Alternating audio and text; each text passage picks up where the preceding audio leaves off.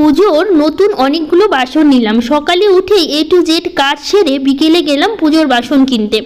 রাধে রাধে বন্ধুরা, কেমন আছো তোমরা সবাই? আশা করি ভীষণ ভালো আছো, আমরাও কিন্তু খুব ভালো আছি। আজকে হচ্ছে শুক্রবার, তোমাদের সাথে নিয়ে আজকের ব্লগটা শুরু করছি। সাথে থাকো, আজকের ব্লগটা তোমাদের খুব ভালো লাগবে। সকালবেলায় উঠে পড়েছি। সকাল না, এখন বলতে পারো অনেকটাই বেলা হয়ে গেছে। এখন মোটামুটি কটা বাজে বলো তো? 8টা বাজে। ভাবো তাহলে 8টার সময় উঠে আমি সংসারের কাজকর্মগুলো করছি। বাবান নেই, কালকের ব্লগে তো বলেছিলাম বাবান গেছে মায়ের বাড়িতে। মা বাবা এসেছিলো কালকে তো বৃহস্পতিবার ছিল, মা বাবা এসেছিলো, এসে তারপরে বাবানকে নিয়ে চলে গেছে। তো আমি বলেছিলাম আজকে দিয়ে যেতে, কিন্তু আজকেও দিল না, বলছে 2-1 দিন থাকবে তারপরে। তো দেখা যাক কবে দিয়ে যায়, নইলে আমাকে গিয়ে আবার নিয়ে আসতে হবে। আমি নয় বাবানের পর দুজনেই যাবো একসাথে, গিয়ে নিয়ে আসতে হবে, যেহেতু কাছাকাছি। তোমাদের তো বলি মায়ের বাড়ি আমার খুবই কাছে, তো সেই জন্য খুব একটা অসুবিধা হয় না, যাওয়া আসার 5-10 মিনিটের মধ্যেই চলে যাওয়া যায়। বাইকে করে যাবো, নিয়ে চলে আসবো। তো যাই হোক, তো সেই জন্য বাড়িটা একদমই ফাঁকা ফাঁকা লাগছে। অনেকক্ষণ আজকে অনেকটা দেরি করে উঠে তারপরে এখন সংসারের কাজকর্মগুলো করছি। এখন বাজে 8টা থেকে কিন্তু আমি ব্লগটা করা শুরু করেছি, অনেকটা দেরি হয়ে গেছে আজকে। তো এইদিকে আজকে আমার কি বলবো, সকালবেলা কাজকর্মগুলো করছি, আর বাবানের বাবা বলছে আজকে এতটা দেরি করে ফেলেছো, তাহলে একটা কাজ করি, আমি এদিকে রান্নাটা করি আর তুমি এদিকে সংসারের কাজগুলো করো। বাবানের বাবা এমনিতে রান্না করতে খুব একটা পছন্দ করে না, কিন্তু আজকে দেখি নিজে থেকে আমাকে বলছে যে তুমি ওইদিকে সকালবেলা বাসি কাজকর্ম করে একসাথেই উঠে ও এখনও রান্না বসায়নি, ও ফ্রেশ হচ্ছে, ব্রাশ ট্রাশ করছে, বসাবে একটু পরে। তো যাই হোক, ও নিজে থেকেই বলছে, কখনো এরকম বলে না অবশ্য। আমি যদি বলি কখনো যে আমার শরীরটা খারাপ লাগছে, একটু রান্নাটা করে দাও বা এটা করে দাও, তখন করে দেয়, কিন্তু নিজে থেকে খুব সবসময় বলে না। মাঝে মধ্যে কখনো ইচ্ছে হলে, সবসময় তো আমিই রান্না করি, কিন্তু মাঝে মধ্যে কখনো ধরো রাতে করে একটু ইচ্ছা হলো গিয়ে করে নিল, কিন্তু সেদ্ধ ভাত করলো। ওকে রান্না করতে গেলে সেদ্ধ ভাতের বাইরে কিছু করতে চায় না সহজে, সহজে বলতে গেলে করে না বললেই চলে। অন্য কিছু ডাল ঝোল সবজি কিছু একটা করবে, এটা খুব কমই করে। ওকে যদি রান্না করতে বলি বা নিজে থেকেই রান্না করে, তখন ওই আলু সেদ্ধ ভাত, ভাতের মধ্যে যা যা সেদ্ধ দেওয়ার মতো থাকে বাড়িতে, সবজি থেকে শুরু করে ডিম থেকে শুরু করে যা কিছু থাকে সবই কী করবে, ভাতের মধ্যে সেদ্ধ দেবে, ব্যাস এগুলোই রান্নাবাড়ি করবে, আর সেরকম কিছুই করবে না। তো আজই দেখি নিজে থেকেই বলছে যে এত দেরি করে উঠেছি আমরা, তাহলে আমি রান্নাটা বসাই আর তুমি হচ্ছে ওইদিকে বাকি কাজগুলো করো। যেহেতু সকালবেলা বাসি কাজকর্ম করা, স্নান পুজো করা, এগুলো করতে তো অনেকটা সময় লাগে, আর 8টার সময় উঠে বাসি কাজ স্নান পুজো করে রান্না বসানো তো আর সম্ভব নয় এত তাড়াতাড়ি। তো যেহেতু 10টার মধ্যে আর বাবানের পরে স্কুলে যাবে, 2 ঘন্টার মধ্যে এত কিছু করে ওঠা সম্ভব না। আমি করতে পারলে সেদ্ধ ভাত করে নিতে পারবো, সেটা পারবো না তা না। এই বাসি কাজ সেরে স্নান পুজো সেরে আলু সেদ্ধ ভাতটা আমি করে নিতে পারবো, কিন্তু বলছে যে এত তাড়াহুড়ো করে তোমার করার দরকার নেই, আমি করে নিচ্ছি, তুমি বাকি কাজগুলো সেরে নাও। আবার যে ঠিক আছে, খুবই ভালো। তো আবার এদিকে বাবানের বাবাকে বলেও রেখেছি আজকে স্কুল থেকে ফিরে আমরা কিন্তু আবার গাজরে যাব, যেহেতু পুজোর অনেক বাসন নিতে হবে, যেহেতু মঙ্গলবারে গোপাল পুজো, কিছু কিছু বাসন বাকি আছে। তো অনেকগুলোই কিন্তু বাসন নিয়েছি, কি বাসন নিয়েছি সবটাই তোমাদের সাথে একটা একটা করে আমি কিন্তু শেয়ার করবো। বিকেলবেলা বেরোবো, কারণ হচ্ছে ওই বললাম পুজোর বাসনের কথা, অনেক কিছু আর নিতে হবে। ওই যে আমার দেওরের যে মেয়ে আছে, তো ওকে এখনও সোয়েটার কিনে দেওয়া হয়নি, কি দিব করে আর এখনও দেওয়া হয়নি। সেই জামা কাপড়ই দেওয়া হয়েছে যতবার দিয়েছি, কিন্তু সোয়েটার আর কিনে দেওয়া হয়নি। তো ভাবলাম আজকে গিয়ে সোয়েটার কিনে নিয়ে আসবো, তো একবারেই দুটো কাজ হয়ে যাবে। এদিকে সোয়েটারও কিনে নেবো আর হচ্ছে পুজোর বাসনও কিনে নেবো। তো সবই এসে ওই যে কী বলবে, কাঁসা না পিতল বলে, তো যাই হোক ওগুলোই নেবো। কিন্তু খুব এগুলো তো জিনিসের যা দাম, কি বলবো। তো যাই হোক কী নিয়েছি, কত টাকা পড়লো সবটাই কিন্তু বলে দেবো একবারে।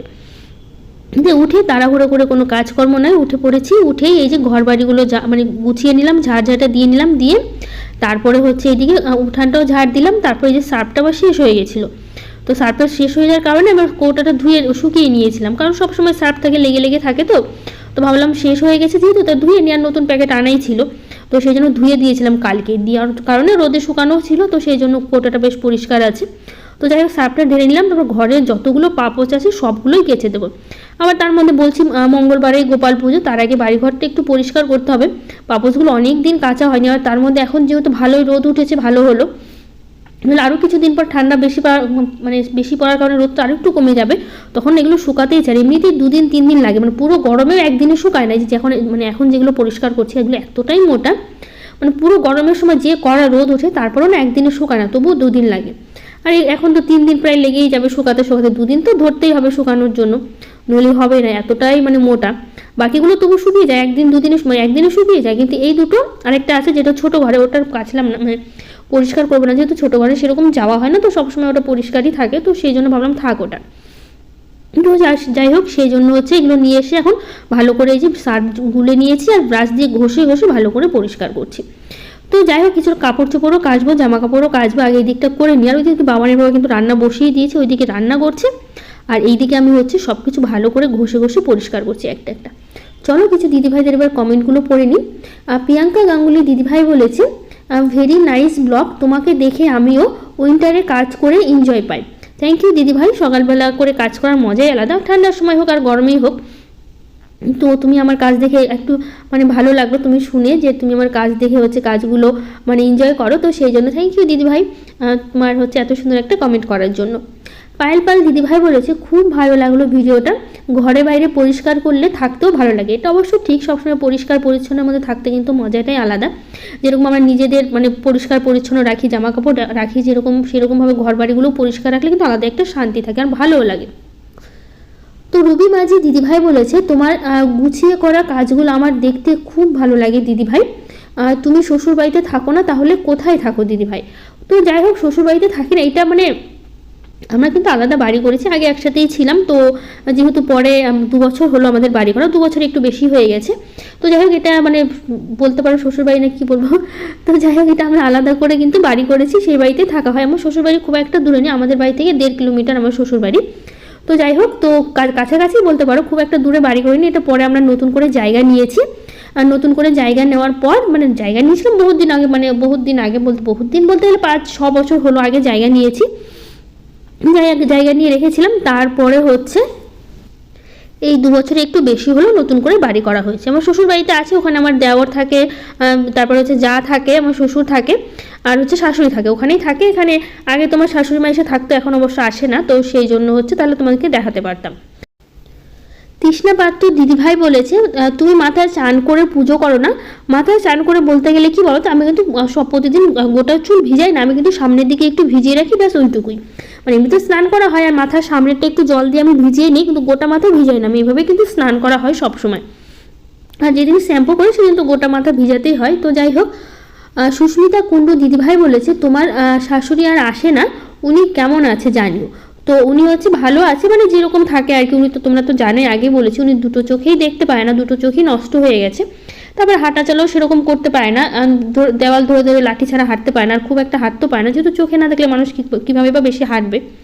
তো যাই হোক, যেরকম মানে দেখেছো আমাদের এখানে সেরকমই আছে, মানে ভালো আছে আর কি, এইটুকুই বলতে পারি। তো যাই হোক, এখন হচ্ছে সব কাজকর্মগুলো হচ্ছে সারা হয়ে গেছে, যা যা ছিল পাপোশগুলো ধুয়ে দিয়েছি, আপাতত ওখানে রাখা আছে। জলটা ঝরতে দিয়েছি, জলটা ঝরুক, তারপরে এদিকে আবার স্নান করার সময় কয়েকটা জামা কাপড়ও কেচেছি, সেগুলো মেলতে দেবো। তো এদিকে আমার পুজো দেওয়া হয়ে গেল, গাছের ফুলগুলো তুলে নিয়েছি, নিয়ে এসে তারপরে এদিকে পুজো শেষ করে তারপর যাবো ছাদে। আর ওইদিকে তো বাবানের বাবা রান্না করছে, তোমাদের তো আমি দেখাচ্ছি, দাঁড়াও। তো যাই হোক, এদিকে পুজো দেওয়া শেষ হয়ে গেছে, চলো এবার তুলসী মন্দিরে যাই। তুলসী মন্দিরে গিয়ে তারপর এদিকে জলটা দিয়ে দিই, জলটা দিয়ে তারপরে হচ্ছে ছাদে যাব। ছাদে অনেকগুলো জামা কাপড় আছে, যেগুলো কেচেছি, পাপোশগুলো আছে, সেগুলো মেলতে দেবো। ওগুলো মেলে দিয়ে তারপরে হচ্ছে আমি এবার মানে খাওয়া দাওয়া করবো। তো যাই হোক, এই যে দেখো বাবানের পর রান্না করছে, শেষ হয়ে গেছে, এখন কয়েকটা বড়া ভাজছে। রান্না করেছে কী কী সেটা অবশ্যই বলবো তোমাদের, 4-5টা আবার বড়া ভাজছে। চলে আসলাম ছাদে, এইদিকে হচ্ছে পাপোশগুলো মেলতে। বেশ ভালোই কিন্তু রোদ উঠেছে, চুলটা এখনও শোকানো হয়নি, পাপোশগুলো মেলে বেশ কড়া রোদ আছে, চুলটা শুকিয়ে নেব। এদিকে বাবানের বাবা ছাদে আসলো বালতি নিতে, যেহেতু আমি 2টো বালতি নিয়ে এসেছি, আমাদের 3টে বালতি। একটা বালতিতে বাবানের বাবা জল গরম করতে দিয়েছে স্নান করার জন্য, তো 2টো বালতি যেহেতু লাগবে, ঠান্ডা জল গরম জল দুটোই লাগবে। তো বললো বালতি দিতে, আমি বললাম তারা আমি এটা একটু করে নিই, মানে মেলে দিই তারপর। তো যাই হোক, ও বললো বড়ো বালতিটা লাগবে না, ছোটোটা লাগবে, তো সেই জন্য আমাকে বললো ঢেলে দেবো। বলছি ঠিক আছে ঢেলে দাও, নিয়ে চলে গেলো। যেহেতু স্কুলে যাবে, ও রান্না কমপ্লিট হয়ে গেছে। তো আজকে দুজনে মিলেমিশে বলতে পারো কাজকর্মগুলো করলাম, বেশ ভালোই লাগলো না, দুজনে মিলেমিশে সেরকম করে ওঠা হয় না। আসলে বাবান থাকলে আর হতো না, যেহেতু বাবানকে সকালবেলা পড়তে বসাতো, বাবান বাড়িতে নেই, সেই কারণে বললো ঠিক আছে তুমি কাজ করো, আমি রান্নাগুলো করি। আমি যে ভালোই হলো, দুজনে মিলেমিশে আজকে কাজ করবো, বেশ মজাই হলো দিনটা।